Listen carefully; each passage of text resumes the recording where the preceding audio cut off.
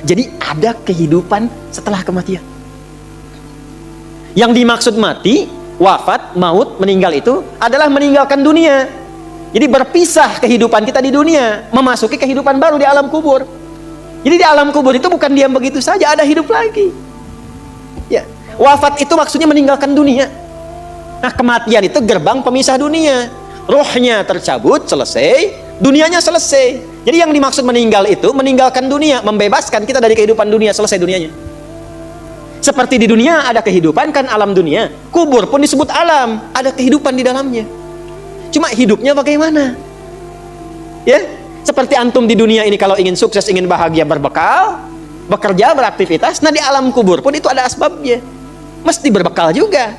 Apa di antara bekalnya? Saya ingin motivasikan dulu. Ada orang begitu gembiranya mendapatkan limpahan dari hasil berbekalnya saat di dunia. Yastabshiruna. Nah, billadzina lam yalhaqu bihim min khalfihim alla khaufun 'alaihim wa lahum yahzanun. Kalau mereka mampu, yastabshir bukan basyara. Ada basyara, ada istabsyara, beda. Kalau basyara, orangnya masih hidup, minta disampaikan pada yang lain yang hidup.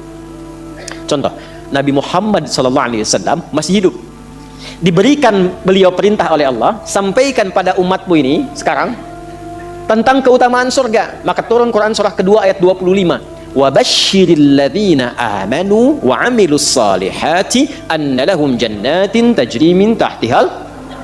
Tapi kalau kalimatnya menggunakan istabsyara, itu umumnya bermakna ingin menyampaikan tapi tak punya kemampuan menyampaikan karena keadaannya sudah berbeda. Perhatikan detailnya bahasa Quran. Orang yang wafat yang menjadikan hidupnya berdedikasi untuk menaati Allah, di alam kubur diberikan kenikmatan, saking nikmatnya pengen kasih tahu yang masih hidup. Wa yastabsyiruna billadzina lam yalhaqu bihim min khalfihim. Mereka ingin menyampaikan pada yang masih hidup, gak usah nangis, jangan banyak meratap. Saya ini sudah mendapatkan kesenangan melebihi apa yang pernah kita dapati saat di situ itu. Kalau bisa cepat ke sini, itu kalimatnya. Kalau bisa cepat ke sini. Allah khaufun 'alaihim wa lahum yahzanun. Enggak usah takut dengan kematian. Jangan banyak nangisi saya, jangan banyak meratapi saya. Itu kalimatnya. Dan di antara mereka ada yang Allah jaga sampai ke jasad-jasadnya. Saya bersaksi demi Allah, Anda boleh catat kalimat ini. Saya kemarin waktu ke Mekah, alhamdulillah Allah tunjukkan beberapa. Ya, saya diantaranya berziarah ke makam Kiai Haji Maimun Zubair Bahmud, termasuk ke ibunda tercinta Sayyidah Khadijah. Ya, Sayyidah Khadijah radhiyallahu taala anha. Ini ya enggak apa-apa disebarkan juga karena memang saya mengalami dan saya menyampaikan. Saya begitu melewati pemakaman-pemakaman, lalu di makamnya Mbah Mun itu, kemudian kita di situ berdoa kebaikan.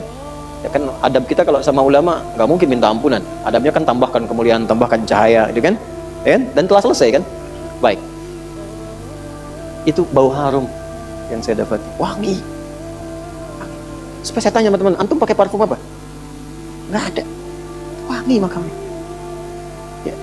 Dan saya datang ke situ itu di waktu yang memang dilarang berkunjung. Pada zuhur. Kunjungan itu ba'da subuh dengan ba'da asar. Baru ada orang berkunjung. Dia tahu kalau ngasih minyak wangi ke situ itu tidak mungkin lah. Walaupun ada tuh kena panas selesai gitu. Ini waktunya datang ke situ ditolak. Kata bukan waktu kunjungan. Terus saya sampaikan ada ini saudara kami meninggal ayahnya di sini dan dimakamkan di sini. Saya ingin berziarah. Nah, kita pakai jubah, pakai sorban putih itu biasanya kalau di sana imam. Singkatnya diperkenankan masuk. Ya, cuma saya berempat itu. Ya, saya dua pendamping dua, kemudian satu sahabat kami Pak Mukhlis Hasim, ayahnya Ustaz Hasim Yahya. Orang baik, orang saleh, tinggal 30 tahun di Mekah. Ya, jadi ustaz, dai, wafat, punya 3 permintaan. Wafat hari Jumat, ya, kemudian juga bisa menyempurnakan Ramadan dan disolatkan di Masjidil Haram. Alhamdulillah, ya, terkabul. 2 terkabul, yang 1 diselesaikan Ramadan sampai ke Syawal dulu. Ya, jadi disolatkan di Masjidil Haram. Tadinya nggak bisa dimakamkan di Ma'la. Yang ketiga minta di Ma'la. Tadinya nggak bisa dimakamkan di Ma'la. Yang ada tertulis di pekuburan Raya. Tapi last minute yang terakhir masuk Masjidil Haram tiba-tiba bisa di Ma'la. Maka ketika dimakamkan di Ma'la, kami datang ke sana, kami berziarah. Nah itu Masya Allah, kemuliaan itu luar biasa. Ya belum yang tampak-tampak sekarang, kok bisa guru ngaji nggak pernah ketahuan orang makamnya utuh 20 tahun, 15 tahun, jasadnya utuh. Makam utuh biasa, jasad utuh, coba terangkan. Gigi masih ada, kulit masih ada, rambut sebagian masih ada, utuh. Guru ngaji yang orang mungkin nggak pada kenal, Cuma keadaan di kampung.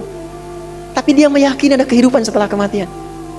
Dan betapa banyak orang-orang terlihat hebat nuansa kehidupan dunianya. Tapi maaf, hanya ditemukan tulang belulang dalam alam kuburnya. Sekarang sudah banyak. Sudah banyak bisa kita akses, bisa kita lihat. Kalau sudah ditampakkan begitu belum sadar juga. Dengan cara apa lagi Allah memberikan hidayah? Bahkan orang bikin sinetron hidayah dari alam kubur. Masya Allah. Dia ngajar ustaznya hidayat lagi. Hah? Nah karena itu nggak boleh berleha-leha. Maka ini yang senang ini yang kalau nggak percaya ikutin aja dulu, nggak ada ruginya atau meninggal juga. Nggak ada ruginya kan? Atau meninggal juga. Dan kegiatan kita nggak berubah. Antum yang ke kampus juga. Cuman kita merubah caranya, kita niatkan karena Allah. Innamal a'malu bin niat, kan tetap ke kampus yang sama, belajar di tempat yang sama, ujian dengan soal yang sama, nggak ada ruginya.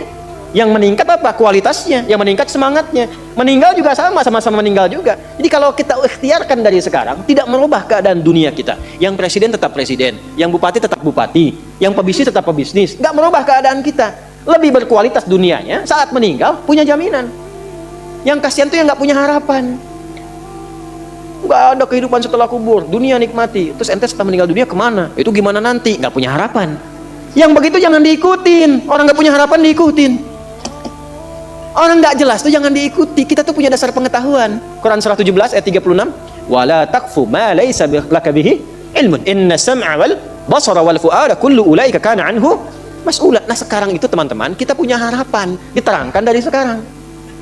Makanya selama hidup kalau pengen seperti itu jangan main-main hidup dunianya.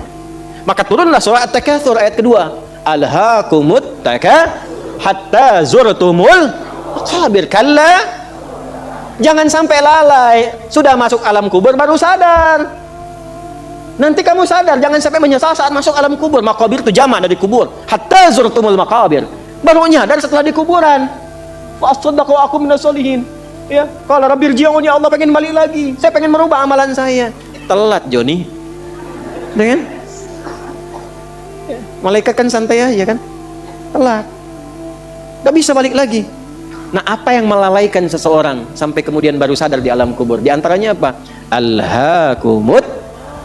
Nah, terlalu tertambat hatinya dengan dunia. Harta. Nggak dilarang memperbanyak harta, silahkan banyakin. Tapi untuk apa? Fi sabilillah. Taati Allah dengan harta itu. Maaf, jangan kebayang kalau fi sabilillah itu untuk infak saja. Cari kotak masjid. Ya, setanah kusir. Nggak begitu, kan ada konsepnya. Ini untuk yang di keluarga, bagaimana kenyamanan di rumah, bikin rumah yang nyaman sehingga punya musalla, ya. Anak-anak sekolahkan di tempatnya mengenal Allah, tingkatkan kualitasnya, pakai untuk umrah, pakai untuk haji, lihat saudara-saudara di samping. Setelah itu lebarkan. Baru ada babnya lagi setelah orang tua, saudara, kerabat, ada anak yatim, baru dibuka untuk umum. Itu ada petanya. Nah sekarang pandai-pandai dengan harta, antum menghitung kebutuhan sebulannya berapa.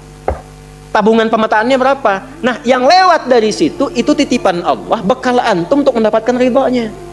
Sebelum diambil. Antum gaji 30 juta, kebutuhan rumah tangga 15 juta, tabungan 5 juta. 10 juta itu bekal tabungan antum tuh akhirat. Maka babnya keluarkan di Quran. Apa bab ibadah lewat harta? Tunggangi itu. Jangan terlalu bergantung. Nanti begitu meninggal baru sadar, mau balik lagi nggak bisa. Antum sekarang punya kedudukan. Suatu saat hilang kedudukan itu. Pelajari bab tentang fikih kedudukan, bagaimana menaati Allah lewat kedudukan, bikin kebijakan yang baik sebelum meninggal. Antum lagi belajar sekarang, taati Allah lewat ilmu, bagaimana cara belajar yang benar sebelum meninggal. Inilah hatta zurtumul maqabir. Jangan bangga mengumpul-ngumpulkan. Takatsur itu gemar mengumpul-ngumpulkan, koleksi, ngitung-ngitung. Maaf ya, nanti ngitung-ngitungnya di Al-Adiyat, kita lihat nanti. Yang pertama, ada motivasi hidupnya mengumpulkan kekayaan dunia saja. Alhaakumut takatsur, ngumpulkan nilai, ngumpulkan gelar, ngumpulkan ijazah. Orang ustadz ngajar ngumpulkan jamaah, cuman pengen jamaahnya banyak, cuman pengen terkumpul popularitas. Sekarang mengumpulkan subscriber. Ustadz pun nggak bebas itu, nggak bebas. Hati-hati, nggak bebas dengan ini. Hati-hati. Ada yang kerja ngumpulkan harta aja, ya. Ada yang ngumpulkan, hitung sebanyak-banyaknya sampai lupa, tidak menjadikan semua itu sebagai bekal pulang. Selanjutnya, Al-Adiyat ayat 9. Afala ya'lamu idza bu'athira ma fil qubur wa husila ma fis. Tuh. Ini untuk pelaku maksiat. Yang banyak berbuat maksiat. Apa nanti nggak malu dan nggak khawatir kalau itu diungkap di alam kuburnya? Silahkan anda tutup-tutupi saat di dunia. Tapi kalau nggak ditobati, di alam kubur akan terasa. Saya ulangi, di alam kubur akan terasa. Silahkan tutupi. Jadi ada dua tipe pelaku maksiat ini. Yang pertama, pelaku maksiat yang menutupi kemaksiatannya, tapi tidak tobat. Ya, awas, ini tipe pertama. Yang saya maksudkan pelaku yang tidak tobat ya, bukan yang tobat. Jadi pelaku maksiat, dia sadar dia maksiat. Dia bisa tutupi dari manusia, tapi dia pilih nggak tobat. Nah ini nanti akan diungkap di alam kubur dan diberikan satu muqaddimah azab nerakanya. Yang kedua, pelaku maksiat yang sadar dengan maksiatnya dan secara terbuka dia bermaksiat karena merasa kuat dengan menunaikan atau mengerjakan perbuatan maksiat itu. Ya, biasanya nanti ada kita akan lihat nih. Ya, nanti di Quran banyak tipenya. Ada yang punya kedudukan, ada yang punya harta, karena merasa banyak harta dia bisa bayar, sehingga nyaman dengan maksiat. Ya, terancam, bayar, selesai. Ada yang mau menyakiti, bayar, selesai. Ada yang mau protes, bayar, selesai. Dia merasa bisa bayar, itu ada. Dan tokoh tertingginya Qarun kan? Ya, tokoh tertingginya siapa? Qarun. Nanti ada ayat di Quran banyak sekali, banyak. Termasuk nanti fase Madinah. Ya, di Ali Imran tuh banyak sekali. Yang kedua yang punya kedudukan. Ya, contoh tertingginya Firaun. Dia merasa punya kedudukan, merasa punya segalanya. Setelah itu dia tampakkan kemungkaran, berbuat maksiat karena merasa bahwa tidak akan ada yang bisa menghalangi dengan kedudukan itu. Nah, itu dua tipe seperti itu. Turunlah kemudian surah Al-Adiyat ini salah satunya. Afala ya'lamu idza bu'athira ma fil wa husila ma fis, akan diungkap suatu saat nanti. Kalaupun Anda tutupi. Tapi bagi yang terakhir, perhatikan baik-baik. Bagi yang merasa nyaman dengan kekuatannya, baik itu kedudukan ataupun harta, sehingga terang-terangan berbuat maksiat dan merasa tidak ada yang mampu untuk mencegahnya, itu saat masuk kuburnya langsung ditampakkan neraka pagi dan petangnya. Di surah Ghafir, surah ke-40, ayat 46. An-naru yu'raduna 'alaiha ghuduwan wa 'ashiyya. Hati-hati. Ya, hati-hati. Wa yauma taqumus sa'atu adkhilu ala fir'auna asyaddal 'adzab. Ya, dicontohkan langsung Fir'aun dan koleganya. Kolega Fir'aun itu ada beberapa jenis. Satu, pemodalnya, pengusaha yang zalim. Ya. Itu namanya Qarun. Jadi biasanya kalau ada penguasa zalim di backing oleh pengusaha gelap misalnya, itu sudah komplit tuh keburukannya. Ya. Nah, ini dikisahkannya dengan Qarun yang pengusaha gelapnya. Kemudian ada pemikir yang menyimpangnya. Ya, pemikir yang menyimpang. Jadi ada intelektual yang hanya menguatkan kebijakan-kebijakan buruk saja supaya ini jalan. Orientasinya dunia. Ya. Siapa? Haman, sekaligus jenderalnya juga, Haman. Kisah Ba'lam berbeda nanti. Nah, ini disebut dengan koleganya ala Firaun. Jadi biasanya, hati-hati, fikihnya maksudnya begini. Kedudukan itu kalau sudah semakin tinggi, kedudukan yang semakin tinggi, maka di antara ujiannya adalah ada potensi-potensi yang mengajak pada penyimpangan. Dan dengan kedudukan itu, biasanya suka ada dorongan-dorongan menggunakan kedudukan untuk berbuat mungkar dan tampak kemungkaran itu. Yang paling bahaya kalau itu tidak banyak disadari sehingga merasa kuat untuk berbuat yang salah. Itu bahaya. Pun demikian, harta banyak itu potensi menghadirkan ujian, dan di antara ujian itu ada dorongan untuk menyimpang. Ya, bukan hanya ria, pamer, tidak, tapi menggunakan harta dengan cara yang tidak benar. Nyogok, menghambat keburukan, bagus, tapi mendatangkan kemaksiatan, buruk. Yang lain lagi apa? Ilmu bagus, tapi ditempatkan di tempat yang tidak bagus, bahaya. Nah, orang-orang seperti ini menggunakan ilmunya untuk bermaksiat terang-terangan, ya. Bahkan nanti ada yang menggunakan ilmunya untuk membela orang menyimpang, ada. Ya. Di zaman Nabi itu ada buzzer. Zaman Nabi. Ya, yang memang dibayar untuk apa? Untuk menjegal dakwahnya Nabi. Dan untuk memberikan satu gambaran buruk, citra buruk tentang Nabi. Buka surah Al-Imran ayat 107, 108, 109, 110. Ya. Ada yastakhfuna minan nasi wa la yastakhfuna minallahi wa huwa ma'hum idh yubayyituna ma la yarda minal qaul. Jadi kerjaannya apa? Kerjaannya kumpul-kumpul. Mereka menganggap bahwa itu aman dari Allah. Ya, untuk merendahkan Nabi. Mereka merasa punya pelindung. Ya. Mereka punya rasa punya pelindung. Ayat sebelumnya kan wala tujadil 'anil ladzina yahtanuna anfusahum. Itu kecaman kepada orang-orang pintar yang membela orang-orang yang suka menyoal. Jadi ada bazar yang kalau malam-malam suka kumpul, suka merumuskan bagaimana cara merendahkan Nabi, bagaimana cara merusak citra Nabi. Nah, setelah mereka tampil, itu dibela, di backing orang-orang pintar yang bahkan menguatkan tindakan mereka. Dan saking sayangnya di antara mereka ada yang mengaku muslim. Itulah yang masuk pada golongan Abdullah bin Ubay bin Salul yang munafik itu. Nah, kalau nggak disebutkan kapan kejadiannya, siapa orangnya, itu tandanya akan muncul lagi di kemudian hari keadaan-keadaan serupa dengan tokoh yang berbeda. Itu mesti hati-hati. Ya. Nah, itu orang-orang pintar yang mengaku muslim, ya, bahkan yang non muslimnya itu diminta berpikir, ha antum haula'i, ya, tuhibbunakum wa la yuhibbunakum. Hei, ha antum haula'i jadaltum anhum fil hayatid dunya. Engkau ini kenapa sih membela mereka dengan ilmumu? Maka apakah engkau bisa menggunakan ilmumu untuk mendebat Allah di hari kiamat nanti? Pertanggungjawabannya bagaimana? Yang pintar ditanya oleh Allah, yang kepintarannya dipakai untuk maksiat, itu akan dihisab oleh Allah. Ya, kalau bahasa bebasnya begini, coba pakai lagi kepintaranmu itu untuk membela mereka di hadapanku. Hati-hati.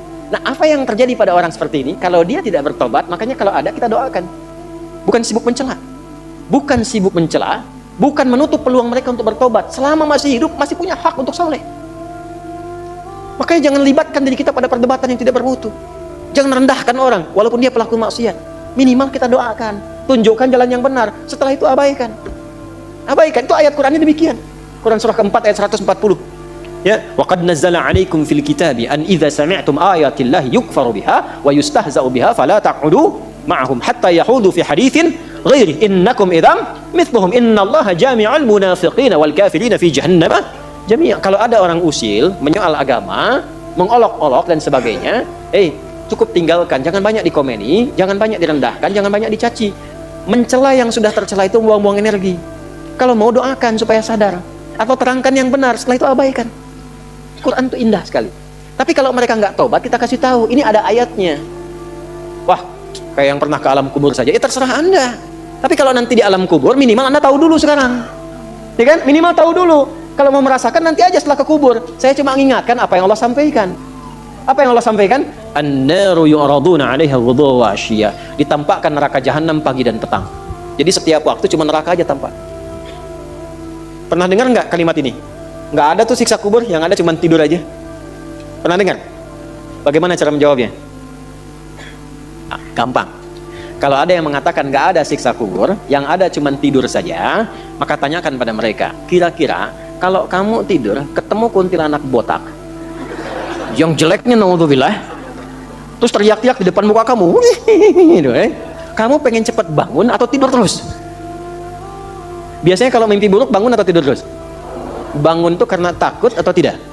Merasa tersiksa tidak? Maka tidak ada siksa yang paling pedih kecuali saat orang, maaf, berada di alam kuburnya tak bisa bangun lagi, ditampakkan neraka terus di alam kuburnya. Bukankah itu siksaan?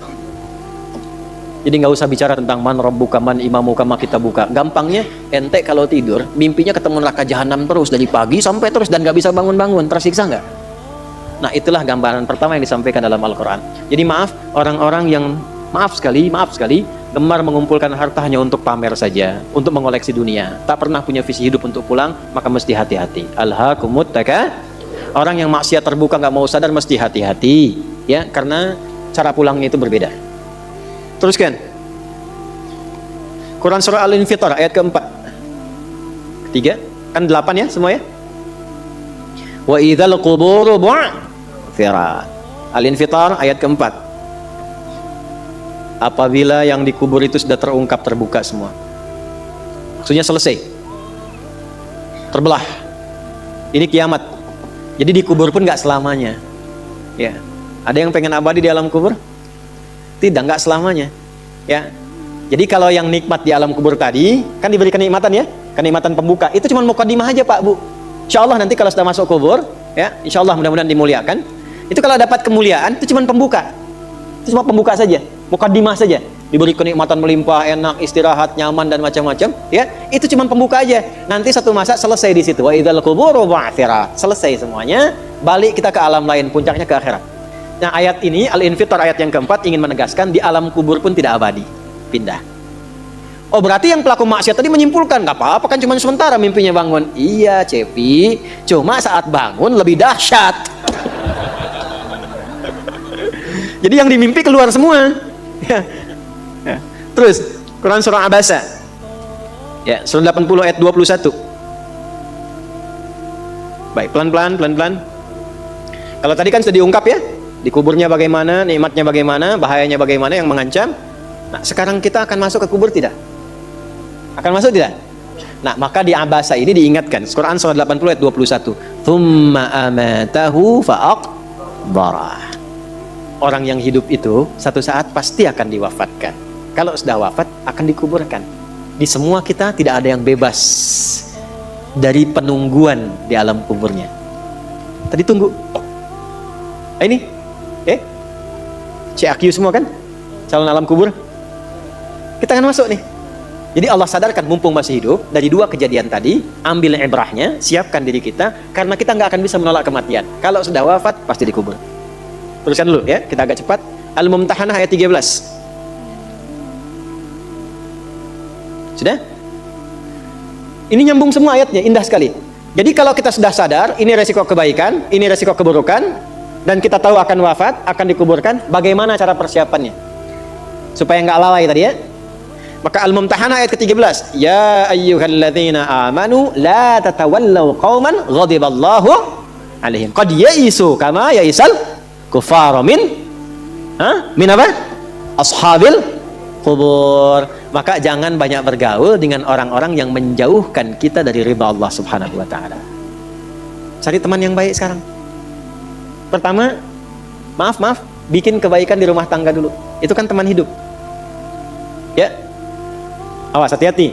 Kalau melihat istri kurang baik atau sebaliknya, jangan dihakimi, jangan difonisi. Justru Allah kirimkan antum itu untuk menebarkan kebaikan dan menyempurnakan kesemaan bersama. Jelas? Jadi sekarang yang dilakukan teman hidup dulu. Rubah jadi baik dulu. Anak-anak jadi baik dulu. Setelah itu cari tempat tinggal yang baik, bergaul dengan orang baik. Antum yang kuliah cari teman yang baik. Antum yang kerja cari teman yang baik. Maaf. Kalau ada tawaran, kedudukan hartanya berlipat, tapi menjauhkan Anda dari Allah, ingat ini. Tsumma amatahu fa'aqbarah. Ingat saat ditawari itu Anda meninggal. Dikubur. Dan ingat ancamannya. Ingat pasalnya tuh. Ya, ingat suratnya. Paham? Nah, karena itu masukkan ayatnya, jangan sekali-kali menjadikan keadaan di sekitaran kita justru memperkuat datangnya ancaman Allah dan nestapa saat kembali ke alam kuburnya. Bahkan orang-orang yang tidak beriman pun, yang buruk pun, yang beriman tapi maksiat pun, itu sejatinya ketika temannya masuk ke kubur nggak mau ikut-ikutan. Makanya di sini oleh Allah, hei, kamu ini sadar nggak sih? Orang yang mengajak kamu maksiat itu, lihat temannya meninggal pun, temannya wafat pun, dia nggak pengen ikut. Kadang-kadang dia abaikan. Coba lihat, ya ada pimpinan misalnya tingkat tertinggi, lihat anak buah bawahnya misalnya menjalankan tugas bahkan dari dia untuk berbuat salah, berbuat maksiat. Ya. Apakah mengedarkan narkoba atau misalnya membackingi kegiatan yang tidak baik, lalu tiba-tiba dia wafat, apakah peduli atasannya? Tidak. Yang ada yang terjadi, jangan bawa-bawa atasan, padahal dia yang nyuruh. Terus Anda mau jadikan teman yang seperti itu? Dia pada kawannya saja nggak bertanggung jawab, dengan imannya saja dia nggak peduli. Kalau dia dengan Allah saja nggak peduli, kenapa Anda dia jadikan teman? Dan kenapa Anda menjadikannya dia teman? Kalau bahasa anak sekarang tuh begini, Allah aja dia gituin, apalagi kamu, kan? Ya, Nabi aja dia cuekin, apalagi kamu kan. Ini peringatan Quran, ini bukan dari saya, ini peringatan Quran. Jangan sekali-kali Anda dimanapun, Anda berdinaskah, tugas formal, Anda berdagangkah, jangan berteman dengan orang menyimpang. Karena saat Anda susah pun yang akan peduli. Temannya aja yang sama-sama berbuat menyimpang, dia sisihkan, apalagi Anda. Paham? Teruskan. Quran surah ke 35 Fatir ayat 22. Wa ma yastawil ahya'u wal amwat innallaha yasma'u man yasha wa ma anta bimusmi'in man fil qubur. Kalau Anda masih belum sadar juga, kata Allah, hei, kamu ini masih hidup, masih punya harapan, masih punya bekal. Kalau sudah meninggal, nggak sama keadaan orang hidup dengan wafat. Mumpung kamu masih hidup, karena kalau sudah meninggal, temanmu yang meninggal pun kamu nggak bisa dengar suaranya. Cuma saya yang tahu keadaan di alam kubur. Karena saya tahu, kata Allah, dan saya punya Rahman dan Rahim, dengan sayang saya sampaikan kepadamu. Karena sayang saya. Ibu maaf, kalau ada anak misalnya ingin berbuat menyimpang, ibu cegah tidak? Kenapa? Karena ibu sayang. Karena itulah ibu saking sayangnya, maaf, jangankan anak lahir, di dalam saat dikandung pun bukankah dijaga dari yang maksadat? Dijaga dari yang merusak. Ibu kalau sedang mengandung, mau nggak makan makanan yang kotor? makanan yang merusak. Tidak kan? Kenapa? Karena sayang kepada bayi yang dikandung, janin yang terkandung. Di tempatnya pun disebut oleh Allah dengan rahim. Karena ada rahim, dijaga betul. Miring kanan susah, kiri susah, telungkup gak mungkin. Dijaga supaya apa? Supaya di dalamnya merasakan ketenangan. Karena apa? Karena ada tempat disebut dengan rahim. Nah, Allah itu sifat rahim melekat kepadanya. Karena sayang dengan kita, diingatkan. Bahasa bebasnya gini, karena saya sayang engkau dengan rahimku. Karena saya cinta kamu dengan rahmanku. Jangan sampai masuk kubur, kamu tersiksa, kamu nestapa. Karena beda antara hidup di dunia dengan kehidupan di kubur. Mumpung masih hidup, cari bekal. Karena engkau tak mampu mendengar apa yang terjadi dalam kubur. Jadi kalau tadi Allah sampaikan jangan bergaul dengan yang begini, jangan terlena dengan yang seperti ini, itu karena Allah sayang dengan kita. Itu saja. Jelas ya? Ya, jadi kalau nggak sayang nggak akan mungkin diingatkan. Teruskan. Al-Hajj ayat ke-7. Yang ketujuhnya Al-Hajj ayat ke-7. Wa anna sa'ata atiyatun la raiba fiha wa anna Allah yab'atsu man fil qubur. Tapi jangan khawatir, sekalipun engkau masuk ke alam kubur kata Allah, karena sayang aku pesankan berbekal dari sekarang. Di alam kubur aku penuhi nikmatku kepadamu. Tapi itu cuma sementara. Besok-besok selesai aku bangkitkan semua kalian. Aku tepati janjiku untuk memberikan surga kepadamu. Karena itulah orang yang baru mau meninggal dalam sakaratul mautnya, kalau benar dia mengikuti apa yang Allah pesankan dari ayat-ayat tadi, maka Allah berikan pendahuluan sebelum masuk kubur. Ditampakkan bahkan surganya di hadapannya, dimasukkan dalam golongan hambanya, ditenangkan saat wafatnya. Ya ayyatuhan nafsul mutmainnah irji'i ila rabbika radiyatan fadkhuli fi wadkhuli. Nah, jannahnya ditampakkan. Terakhir At-Taubah ayat 84. Quran surah At-Taubah ayat 84. Kalau ada orang yang tidak peduli dengan peringatan ini 7 ayat nih, itu pesannya. Ini bukan ilmu ta'ati ya, untuk mengingatkan saja. Kadang kita sulit sih, tapi kalau antum ngambil jurusan yang sama, itu insya Allah mendapatkan kenikmatannya. Contoh begini misalnya, kenapa ada ayat di Quran itu jumlah bilangannya sama, serupa dengan lawannya? Malaikat disebutkan 88 kali, setan disebutkan 88 kali. Nah, lawan tugas malaikat itu setan. Malaikat membisikkan kebaikan, setan memprovokasi keburukan. Jumlahnya sama, karena setiap hari pun kita nggak akan bebas dari 2 bisikan itu, baik atau buruk. Nah, ini kenapa ayat pengingat alam kubur dan kehidupan dunia 7 kali. Salah satu pesannya adalah karena kita 7 hari beraktivitas selama hidup di bumi itu, maka diingatkan setiap hari. Maka setiap hari itu mesti ingat kematian. Sebelum tidur istighfar, siap nggak bekalnya, lihat temannya, selamat nggak keluarganya, ya, maaf, izin, maaf sekali, saya berulang kali minta maaf nih, ya, berulang kali. Ada seorang suami saleh, istrinya salehah luar biasa. Satu kali suaminya karena kelelahan, bangunnya agak terlambat, alhamdulillah. Biasanya jam 3, ini setengah 4 misal. Itu istrinya bangunkan sambil bersenandung. Pak, sayang, cepat bangun Pak, perjalanan kita masih panjang, sedangkan ajal semakin mendekat. Sedangkan para musafir sudah punya banyak bekal di depan kita, kita mesti nyusul mereka. Bangun Pak. Itu Masya Allah, kalau pakai bahasa Arab indah sekali. Pak, ajal itu mendekat kepada kita, sedangkan perjalanan masih panjang. Teman-teman kita sudah di depan, bekalnya banyak sekali. Maksudnya apa? Teman-teman kita sudah ada yang hafal Quran, sholatnya nggak putus, malamnya banyak tahajud, puasanya nggak putus, sunnahnya dikerjakan. Kita ini, ya Allah, mau bangun tidur aja susah ya Allah, mau tahajud aja susah. Sementara ajal datang semakin dekat. Pak, bangun Pak, bangun Pak. Takutnya kita meninggal malam ini, kita nggak bisa menyusul teman-teman kita yang sudah di depan. Itu istri bangunkan suaminya.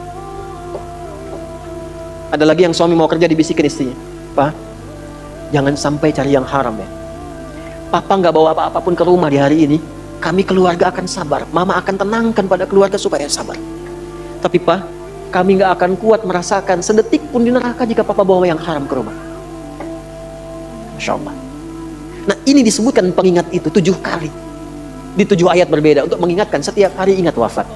Setiap hari ingat pulang. Setiap hari kita akan mengalami suasana di alam kubur. Jangan sampai meninggalkan dunia dalam keadaan yang terancam. Kalau masih nggak sadar juga dengan pengingat ini, muncul ayat ke-8. Muncul ayat ke-8. Di At-Taubah ayat 84. Tempatnya pun At-Taubah. Ngajak taubat dulu sebelum diingatkan. Tapi dasar karena nggak pengen taubat juga, maka munculnya ancaman. Kalau ada yang masih nggak peduli, bahkan ada orang Islam yang masih bertahan dengan keburukannya, menampakkan ke orang lain dengan sifat nifaknya, maka turun ayatnya. Wala tusalli ala ahadim minhum mata abada. Wala taqum ala qabri. Allahu Akbar. Innahum kafaru billahi wa rasuli wa matu wa hum fasiqun. Kalau ada yang masih begitu, dan Anda lihat diingatkan susah, masih menampakkan kemaksiatan, Allah langsung memberikan ancamannya. Kalau dia bertahan demikian sampai dengan wafat, gak usah disolatkan. Jangan sampai berdiri di depan kuburnya, katanya. Kurang apa lagi? Tiap hari diingatkan, 7 hari beraktivitas, 7 kali diingatkan, diberikan kasih sayang, diarahkan pada yang benar, ditunggu sampai tobat, tapi masih mengancam, masih menampakkan kehebatannya sampai dia wafat. Maka peringatannya apa? Orang-orang yang sengaja menantang berbuat maksiat, menghalalkan dosa yang besar, itu dihukumi oleh Quran. Kafaru billah. Yang menghalalkan dosa besar itu dihukumi kufur. Tapi jangan sembarangan, ya, jangan sembarangan menghukumi. Karena ada yang punya otoritas di situ. Nggak boleh Anda sembarangan, ini kufur, ini togut, ini nggak boleh. Nggak boleh. Ada yang punya otoritas. Dan ada yang paham fikihnya. Nggak boleh sembarangan. Hati-hati kalau ada aliran mengajak Anda, ini togut, ini aja, bunuh aja, tembak aja, tinggalkan itu. Tinggalkan. Karena ada yang punya otoritas untuk menentukan klasifikasi mana yang benar, mana yang salah, mana yang ini, mana yang begitu. Jangan sampai terbawa pada aliran demikian. Jelas ya? Baik. Tapi kalau ada yang nekat berbuat maksiat sampai wafat, kata Allah, Nabi pun sampai dilarang. Jadi ini ayat turun tentang Abdullah bin Ubay bin Salul yang hidupnya mengaku muslim tapi banyak sekali menyakiti Nabi. Banyak berbuat maksiat, bahkan merencanakan pembunuhan kepada Nabi. Ditampakkan oleh Allah, begitu Nabi ingin menampakkan sisi kemanusiaan dengan menyolatkannya, turunlah ayat ini. Jangan disolatkan Muhammad. Jangan disolatkan. Biarin aja sama teman-temannya. Jadi biasanya orang munafik ketemu munafik lagi. Ketemu munafik lagi. Hati-hati. Jangan sampai yang menyolatkan itu sama munafik, sama perbuat maksiat. Orang Islam dilarang yang beriman yang baik, bahkan wala taqum ala qabri. Ke kuburnya pun jangan diantar. Jangan berdiri di depannya. Jangan sampai terancam demikian. Karena itu kalaupun ada yang nampak ciri-cirinya, kita doakan supaya kembali ke jalan yang benar. Kita tunjukkan kebaikan dengan lemah lembut. Supaya dengan itu sadar dan menjadi bagian dari orang-orang beriman yang mendapatkan ridha Allah Subhanahu wa taala. Apalagi kalau itu bagian dari keluarga. Paham?